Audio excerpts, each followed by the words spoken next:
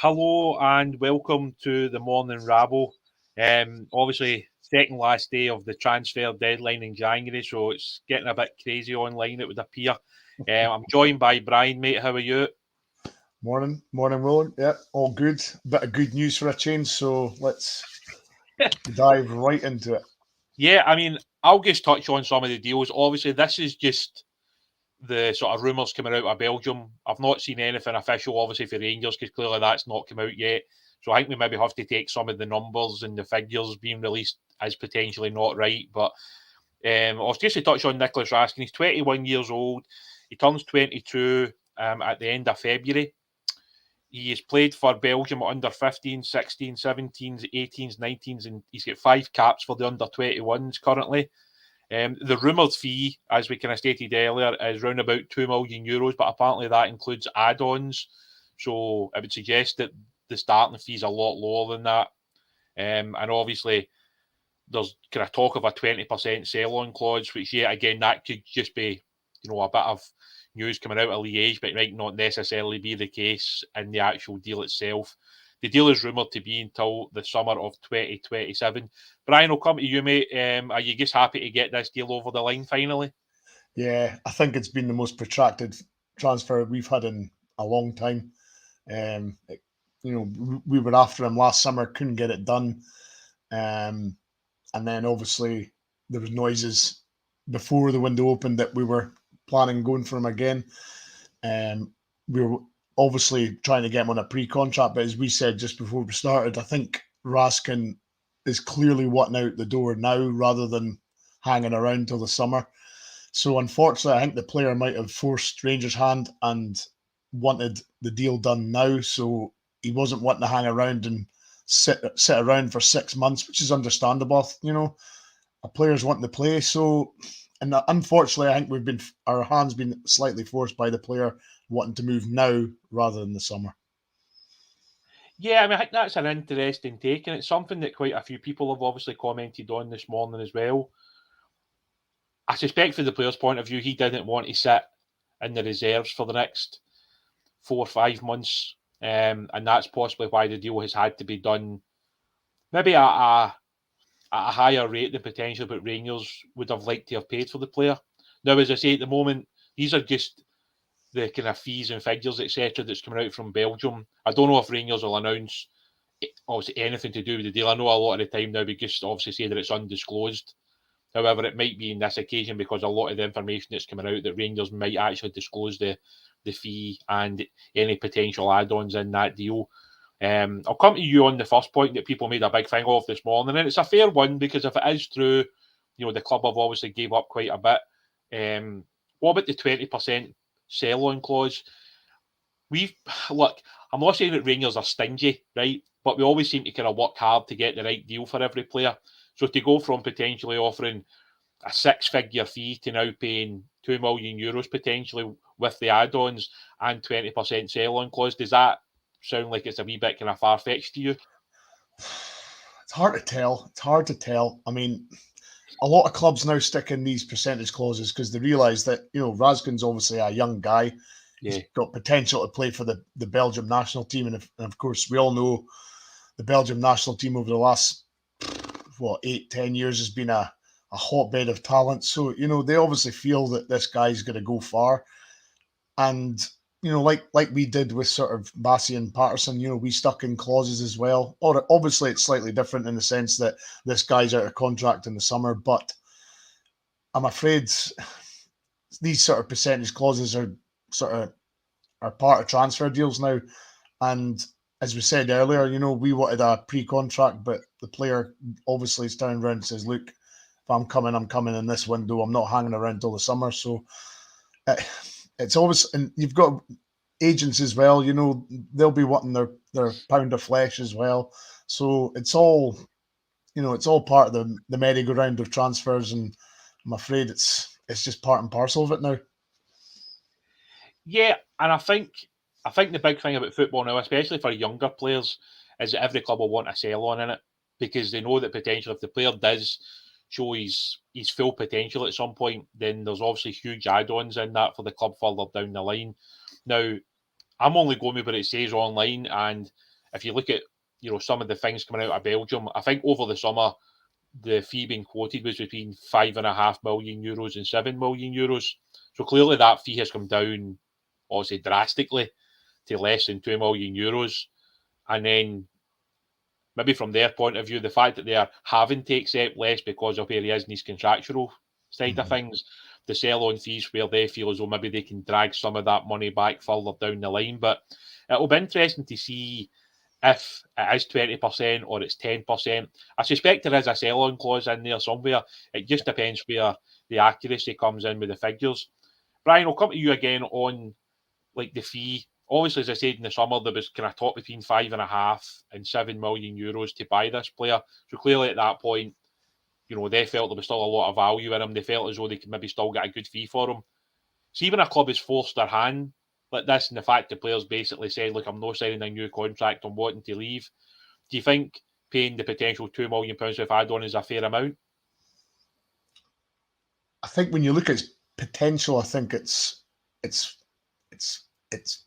we've maybe slightly overpaid in the sense that he's out of contract. But when you see what the potential is, I think we'll make a return. I think his value is only going to go up.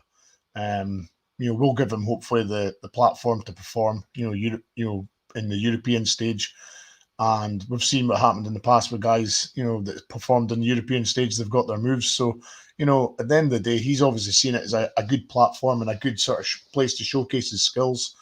Once you're on sort of British shores, you can go to the Premier League very easy. And I think somebody said in our chat earlier, maybe it was yesterday, folk were quite happy to pay a $2.5 million loan fee for Aaron Ramsey last January. Well, but that was only a loan. But yet we're getting this guy who's younger, a lot more potential for just under, just as you said, just under the €2 million. And folk aren't happy about it. But we're actually signing this guy. We're not getting a loan. So, I'm at least this guy's actually coming to stay rather than here for 4 months, 5 months, and then disappearing again. So I think the $2 million will be well spent. We'll certainly see a return on it as long as he performs how we're all led to believe that he's as good as he is. I think we'll see, we'll get a return on him certainly as long as we give him the platform and the showcase to show his skills. But at the end of the day, this guy's coming, he's staying, he's signing until 2027. It's not a loan, so. For me, it's a good deal in the sense that it's not a loan like it was with Ramsey, but folk were happy with Ramsey because he had the name and he had the reputation. So it's slightly different in the sense that this is a younger guy, but we're signing him. So that's all I'm happy about. Yeah. I mean, something that we were obviously talking about earlier on, and some of the talk that was in the chat earlier was that, well, obviously we've managed to get a sell-on clause in both Calvin Bassey's deal and Nathan Patterson's deal. So, you can't be critical when other clubs are looking for similar when they're losing good young players. So obviously we totally understand that. McCleary's asking, out of curiosity, did Matondo not come from the same league? I think he was out on loan in that league, but he was obviously at the time with a team in the Bundesliga.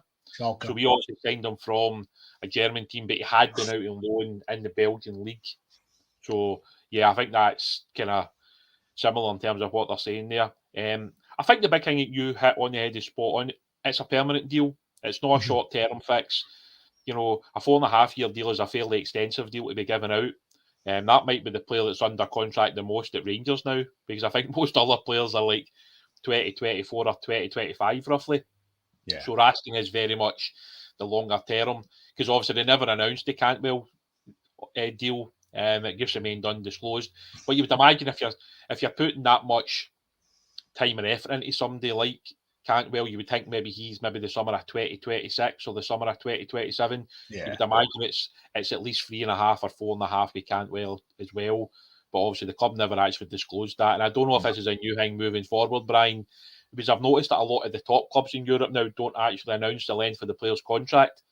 Like they basically just come out and say the player has signed a long-term contract. They don't announce that, and maybe that's taking a sort of ward away other clubs because then they know that their contract runs out the year before. So that's obviously quite interesting. Yeah. But It's the ages of the guys that are very interesting as well. You know, Cantwell's 24, Raskin's 21. He's obviously he's clearly wanting guys for the long term rather than, as you say, quick fixes. He's not interested in quick fixes. He's wanting guys that are coming and they're going to be here for the long haul, or commit for the long haul. So I think that's another important sort of point. You know, he's obviously trying to get away from he's trying to bring the average age down in the squad. So it's not gonna. I suppose it's like turning a submarine here. It's not gonna happen very quick. It's going to take time. So, but the signs are good. You know, 2 young guys in the window. We'll touch on this point as well because it's something that probably is part of the thinking now when you look at it. They're saying, "Oh, what's the panel's thoughts on the fee for Tillman? I don't think the board will pay it if Kent re-signs and now that Raskin has signed his deal." What's your thoughts on that, Brian? Obviously, we've obviously paid a fee for Cantwell. We've now paid a fee if we want to get Morgan Whittaker. The manager's already quoted as saying he wants another centre-back, another goalkeeper, and a striker. Obviously, some of those deals are going to take place in the summer. Does that then mean the deal for Tillman is maybe going to be too much, or do you think that deal could still happen, but maybe only if a player's sold and that money's there to obviously spend on Tillman? I think Tillman's played enough games for Beale that would suggest that he wants to keep him. We've heard before that the Tillman money's been ring-fenced, that it's been set aside, and that deal's going to happen, but not till obviously his loan's finished. Again, it's very much like the Raskin deal. Tillman's got bags of potential, and I think the outlay that we'll lay out for Tillman will get that back in spades as well. It's not, was it 5-6 million they've set aside for Tillman, I think. If he produces like he does on the European stage, then obviously teams will be sniffing around and, the value will go up again. So again, it's speculating to accumulate. I think Tillman will have a return as well. I mean, some of his assists that he's had this year and some of his, just his general play, he's, once he gets the ball, he's very difficult to get, shrug him off. He's very strong. So no, I think Tillman will pause. I think Tillman will stay. Beale likes him. He's played him a lot. So I think personally that money's been set aside way before this. It's been budgeted for. So I think that deal will happen. I think this is probably the best point that I've seen so far on the comments. When you look at somebody like Cantwell, Raskin and Tillman potentially, if that deal does go through, it's almost a 0% risk because all three should contribute on the pitch and they'll make a profit. This is something that I continue to kind of talk about a lot, and maybe people get bored with it, but I do think when you're at a club in Scotland now, you're never going to be able to sign the best players and keep them for any length of time. So sign them young, sort of help them develop, show their qualities in Scotland as well as in Europe. And then once they move on, you should have somebody else lined up. If you've not already signed somebody by that point who's basically ready to come in and take his place. If you look at Cantwell, his value a few years ago is probably similar to what the boy Gordon is at Everton that's just moved to Newcastle. He's took the chance to take his move to Newcastle, whereas like Cantwell obviously chose to stay at Norwich, or they just didn't get the fee they felt was right for him. A couple of years down the line, he's kind of lost his way a little bit. He's decided to obviously sign for Rangers, but there's still huge value there in Cantwell. So if you can get him back to his best, if he shows up well in Europe, if we're able to get back into the Champions League again, or if we do well in the Europa League, his value increases.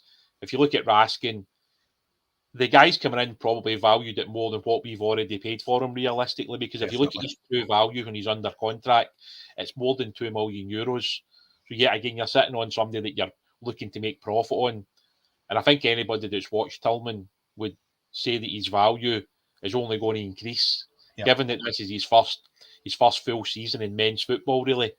And the quality that he's already shown, it would suggest that there's definitely a huge, sort of plus side to him as well. So I think that's a great point for Stephen, and something that I think as a club we do need to continue to look at that side of things. Yeah, you can obviously have a few kind of older players, experienced players, you don't necessarily need to get a resale value from, but you do need a core of players, maybe 4, 5, 6 guys in a squad, in a starting 11, who have all got resale value, because it's the only way that you can keep spending and keep recruiting.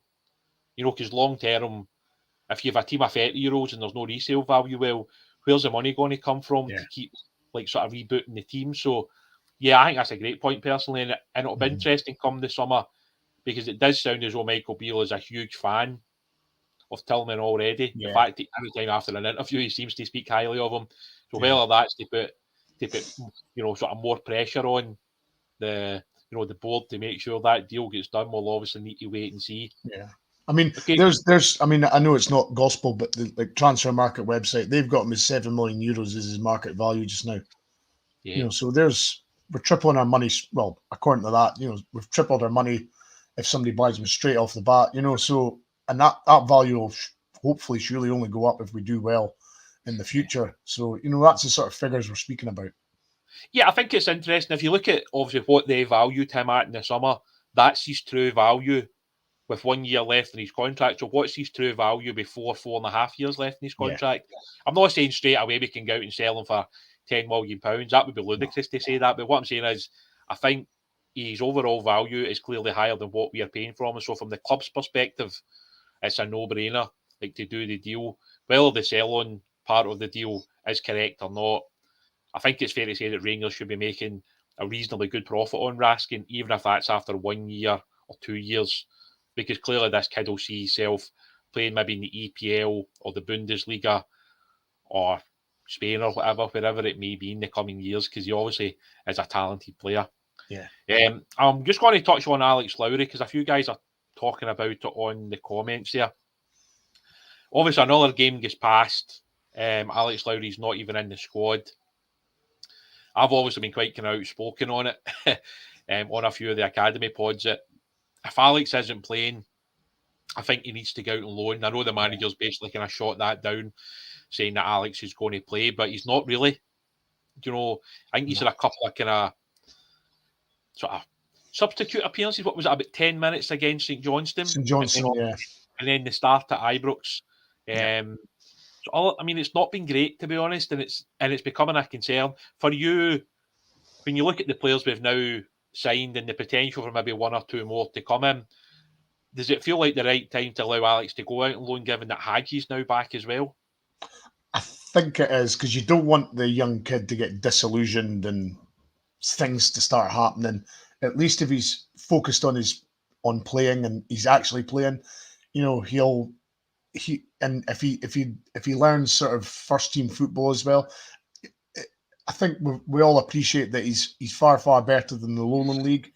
He's maybe just that little bit shy of Premiership. I'm not saying he's not good enough, but getting him out to a team in the Premier League playing every week is only going to improve him, and it'll give him valuable game time. It'll give him valuable experience, and hopefully he'd come back better and bigger and better for it. So, as you say, Hagi just coming back, these guys coming in, Cantwell, Tillman's, there. It's going to be harder and harder for him to get into the team. So it would make much more sense for him to go out and loan and just showcase what he can do and say, and then he can go back in the summer and say to Michael Beale, well, there's what I've done at, say, Hearts or whatever club he goes to. That's what I've done in the 4 months I was there. So, I'm wanting a chance now at Rangers. And that's all you want, you want your young kids to come through and get into the first team. There's no better feeling for the fans than that, but it's all about timing for the young kids. You just don't want to chuck him into. I mean, look at Leon King, for example. We had to play him because of injuries, and now he's not in the first team. I'm not saying we've scarred him, but I mean the experience that he had during that time wasn't the most pleasant at times, purely because he was only an 18-year-old kid getting flung in, and playing with a midfielder in there sometimes, and it wasn't his, it wasn't his fault, but it was just the circumstances that happened. So you don't want that sort of situation happening while they're the young kids. You don't want to get them piled on by social media and stuff. So a good loan deal will do Alex Lowry the world of good. Yeah, I think the big thing for me, obviously, having watched Alex for several years now, is I feel he's just wasted if he's not even on the pitch or if he's not coming off the bench. I think at this stage in his career, he just needs to be playing. Whether the rumours of the move to Ross County was something that was discussed but was never finalised, like, to me, that's not the worst move in the world. No. You know, see at this stage, see if we could get him another 15, 20 appearances this season in the top flight in Scotland. That to me is an absolute no-brainer for somebody like Alex, because he's going about, he's going to be playing. The manager can obviously watch the games as well because he can stay in contact with him easier. You can get an idea of Alex's quality at that level with another club. And yeah, like you touch on Leon. I mean, sort of Leon's he's in a difficult position at the moment because the manager has basically come out and said that, like, the back four that says the back four that's basically going to play for the foreseeable future. So if that's the case, even when John Souttar comes back, then Leon's still on the fringes. Yeah. So like, Leon's probably in the same boat as well. But the problem with, like, John Souttar coming back, you don't know how long he's going to stay fit for.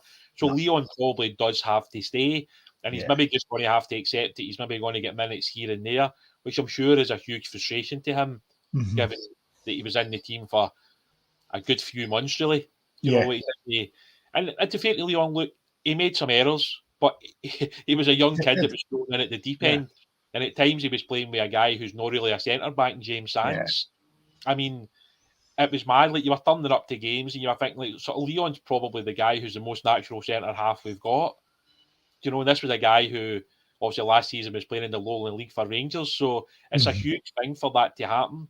But hopefully for both players, there might be a bit of clarity by the end of this window. But I do feel for Alex, and I get the fact people will get back to what the manager said, but at times you've got to think about the player and, you know, how that's going to benefit him. You know, sort of 4 or 5 months of men's football, to me, surely has to be the best thing for Alex.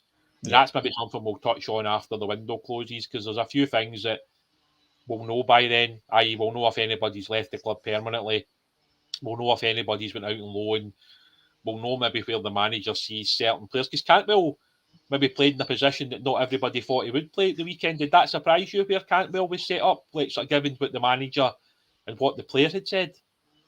Aye, it was almost like him and Kent were both doing sort of free roles. You know, they were both just wandering around and picking up the ball when they wanted.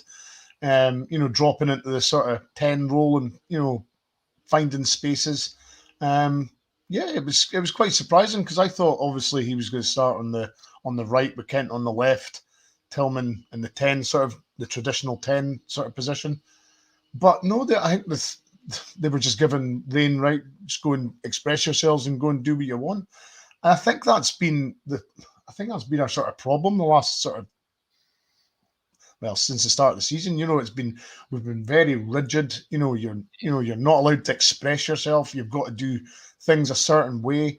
And I think the players were just thinking, well, I feel better if I'm sort of let loose and, as folk used to say, take the shackles off. You know, just let them express themselves and, you know, showcase their skills. And I think Cantwell's seems to be the same sort of role as Kent. He was just floating around, picking up the ball where he thought he was going to do. If he's seen a space, he went into it and got the ball, and he was going to do damage. So I don't mind that. I really don't. At the end of the day, if they're getting into the spaces and finding passes and, you know, taking shots. I mean, the only thing that was lacking on Saturday was there wasn't enough shots, you know, from outside the box. There was plenty of times they could have taken a shot, but they weren't. But apart from that, it was a fairly comfortable afternoon. I thought Cantwell did very well. I'll touch on just some of the comments, because clearly we've not touched on that many so far. I am Crabbit saying if Lowry does go out and loan, it needs to be a possession-based team. I think that's a fair point, because Alex would be great in that type of team, because it allows them to get the ball in and to obviously, you know, be creative to open up those spaces. And Alex is also capable of scoring some goals, as many people have seen. And obviously the penalty kicks he takes are a bit crazy, to be honest, but that still gives me the fear after all these years. Tim Sharp has asked, how do you think the structure will work against better teams in Europe?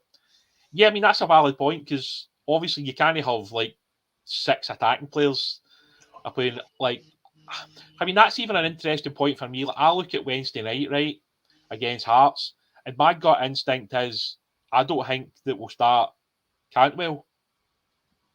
I think we might go back to maybe like 3 more like sort of workman-like players in there, and it might mean that Tillman then drifts a little bit wide. So you might have him on one side, or to be fair, like you can even bring Fashion back into the team. So it could be a bit of pace. Aye, it could be Fashion, Kent, and Morelos. And then the midfield three could be Jack, Kamara, and maybe like a Tillman, or it could even be an Arfield. You know, I just don't feel like he'll start Cantwell at Tynecastle, and that point's a valid one when you look at like the European games, because I think even the tough away games in Scotland, you will see that we maybe not be maybe quite as aggressive like early on. Obviously, you can bring guys off the bench to make that impact in games, but I think when you want to start a game in a certain manner, you still need to be careful how attack minded you are, don't you? Like you can't just throw the kitchen sink within the first 15-20 minutes. No, and especially Hearts is probably one of the most traditional, toughest away fixtures that we'll face. You know, out with the Old Firm and the team in the north that seem to think that we've got a rivalry. But Hearts is always tricky. It's tight. The fans are right on top of you. It's always a good atmosphere at Tynecastle. It'll be a tricky game because I think Hearts are clearly the best of the rest in the league. So it's not going to be easy. Hearts are, you know, they drew in Livingston at the weekend, but apart from that, they've been pretty solid. And you know, it's just never easy going there. So you know, any form of win coming out of Tynecastle is a thumbs up for me, and that's all you want. You want your 3 points and get out of there, you know, because it's always tricky. Oh yeah, look, I mean, like Tynecastle, even since I've been a young boy, has been a tough place to go. I mean, remember going there? I think it was like Advocaat's first game, and we went there and lost. Yeah. And obviously, you've seen the Rangers team that played that day. You know, I mean, don't think too many people expected that to happen. No. I remember Andy Gorham letting in a shocking goal. I think it was against Hearts as well, very early on in his Rangers career. So you know, Tynecastle's a place that's got good memories and bad memories for a lot of Rangers fans. So look, it'll definitely be a tough game. But I think it'll just be interesting to see how the manager lines up. He's obviously, I mean, I remember in his press conference, he said he was thinking about playing Cholak and Morelos up front. I don't think he'll do that personally. I think the manager just likes to throw things out there at times, you know, and stir the pot a wee bit. Aye, a wee bit. I mean, for me, when I look at like the front three at the moment, I think picks itself for Tynecastle. I think it's Fashion, Ryan Kent, and Morelos. Yeah. I think the midfield three is the one it might change. It depends how bad the injury was to Jack. Yeah. You know, we don't know because the manager never really spoke about it after the game. No. You know, so whether he took him off at half time because he was still sore for the tackle, or he took him off to protect him when he'd already been booked, then you know I don't really know what the case was. But I think Fashion comes back in because he's done so much in all the games that he's played. I think it would be very harsh to not play him at Tynecastle. You know, and I think that's something that we'll look at. But I mean, the good thing for the manager now is, and I think the one thing that was really strong for me at the weekend was, you look at the bench. You know, the bench was really strong on Saturday. The fact we could bring Hadji off the bench, the fact we could bring Cholak off the bench, we could bring Fashion off the bench. That's possibly as strong as our bench has been this season in terms of attacking options that we can actually come onto the pitch. So I think that's a really good thing. But we'll find out, obviously, kind of Wednesday evening who the team is. But I would be surprised if he started Cantwell, and I would be very surprised if Cholak plays. Although I know people could obviously point towards the fact that he scored 2 goals at Tynecastle not that long ago. But it just depends where he is on his fitness levels, obviously. Yeah. Well, I think that'll probably kind of wrap us up for today. We're kind of approaching the 30-minute mark, and we're a wee bit wary of talking too much about things because obviously the Raskin deal obviously could be announced today. It could be announced tomorrow. If it's announced today, then we'll jump back on for a breaking pod. And then we've obviously got another podcast tonight as well. So depending on when the announcement is, we'll either do the podcast tonight or it'll be a breaking pod as well. But if you want to join us tomorrow, we'll have a transfer deadline day morning Rabble. It might be slightly longer because there might be more things happening. But we'll wait and see how things occur. But here's hoping for another signing or two because it's obviously good to get them in the door, and we'll wait and see what happens in terms of any loan deals or any permanent deals, which could be like a Josh McPake or a Kai Kennedy. We'll touch on all of that if it does happen in the next kind of 36 hours or so. But thanks very much for joining us, guys. Take care of yourselves, and we'll see you all again very soon. Cheers.